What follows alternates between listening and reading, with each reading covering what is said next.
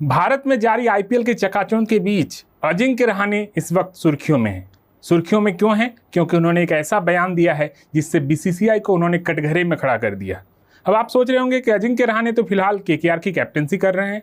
बिल्कुल कर रहे हैं, केकेआर के कैप्टन हैं। पहला मैच केकेआर खेल चुकी है, हालांकि आरसीबी से वो हार गई थी, लेकिन उस मैच में अजिंक्य रहाणे ने बेहतरीन पारी खेली थी। और उस पारी को देखकर क्रिकेट के जानकार ये बताते हैं कि उनकी T20 की दिग्गज पारियों में से एक थी। अच्छी पारी उन्होंने खेली और उन्होंने सेलेक्टर्स को भी जवाब दिया। काफ़ी सारे उनके जो आलोचक हैं उनका भी मुंह बंद किया।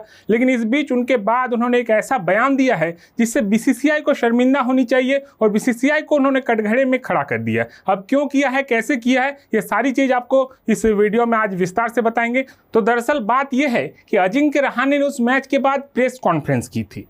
प्रेस कॉन्फ्रेंस में उन्होंने एक बड़ा हमलावर तरीके से बीसीसीआई को कटघरे में खड़ा किया और खड़ा करते हुए उन्होंने कहा कि बॉर्डर गावस्कर ट्रॉफी के पहले बीसीसीआई के कोई अधिकारी ने उनसे कहा था कि अब आप क्रिकेट छोड़ दो, बैट और बॉल छोड़ दो और क्रिकेट का माइक हाथ में उठा लो, यानी कि क्रिकेट के एक्सपर्ट बन जाओ।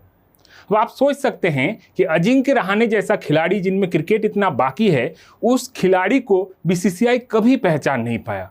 अब कभी पहचान नहीं पाया मैंने इसलिए कहा कि अजिंक्य रहाणे के साथ बीसीसीआई ने कैसा बर्ताव किया है ये आप भली भांति जानते हैं और ये किसी से छिपा नहीं है। बॉर्डर गावस्कर ट्रॉफी की मैं बात कर रहा हूँ 2020-21 की, जब विराट कोहली छोड़कर आ गए थे 20 सीरीज में।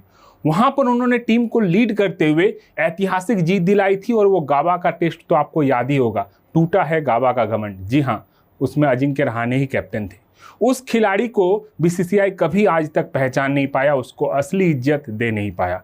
टीम में जब भी उनकी ज़रूरत होती थी उनको रखा जाता था, जैसे ही टीम में और खिलाड़ी आ जाते थे उनको निकाल दिया जाता था। अजिंक्य रहाणे तो यहाँ तक बताते हैं कि जब उनको टीम से ड्रॉप किया गया उसके बाद उन्होंने कई बड़ी बड़ी पारियाँ खेली, ऐसी पारियाँ जिससे आलोचक जो है उनका मुंह बंद हो गया। सिलेक्टर्स भी जो है उनके पास कोई जवाब नहीं था, लेकिन टीम में उनका सिलेक्शन नहीं होता था। क्यों नहीं होता था इसका जवाब उनके पास भी नहीं है। वो चाहते हैं कि टीम इंडिया में वो खेले, वो टीम इंडिया के लिए अब भी बहुत कुछ कर सकते हैं, करना चाहते हैं, लेकिन उनको फिर से कभी मौका ही नहीं मिला। अजिंक्य रहाणे चेन्नई सुपर किंग्स में क्या परफॉर्मेंस किया ये किसी से छिपा नहीं है। अब केकेआर के लिए कैप्टेंसी कर रहे हैं। केकेआर ने उनके महत्व को समझा है। जैसे ही उनको टीम में लिया तुरंत कप्तान बनाया, और जैसे ही कप्तान बनाया पहले ही पारी में, पहले ही मैच में क्या खूब पारी खेली देख चुके हैं। ये मुझे बताने की विशेष कर जरूरत नहीं है।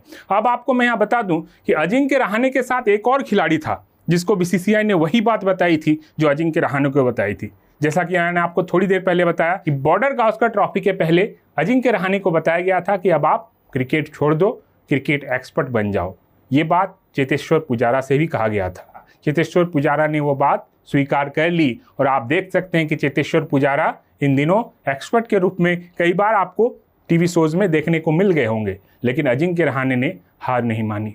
उन्होंने कहा कि अभी मेरे में क्रिकेट बाकी है और क्रिकेट को मैं अभी बहुत कुछ दे सकता हूं। भले ही सेलेक्टर्स की नज़र में मैं बूढ़ा हो गया हूं या खेलने लायक नहीं हूं, लेकिन मुझे अंतरात्मा की आवाज़ मुझे सुनाई देती है। मैं क्रिकेट को बहुत कुछ दे सकता हूं। ये वही अजिंक्य रहाणे हैं जो केकेआर के लिए फिलहाल कप्तानी कर रहे हैं और अच्छी पारी खेल रहे हैं। और हम उम्मीद करते हैं कि ऐसे ही वो पारी खेलते रहे और सेलेक्टर्स को करारा तमाचा वो लगाते रहे।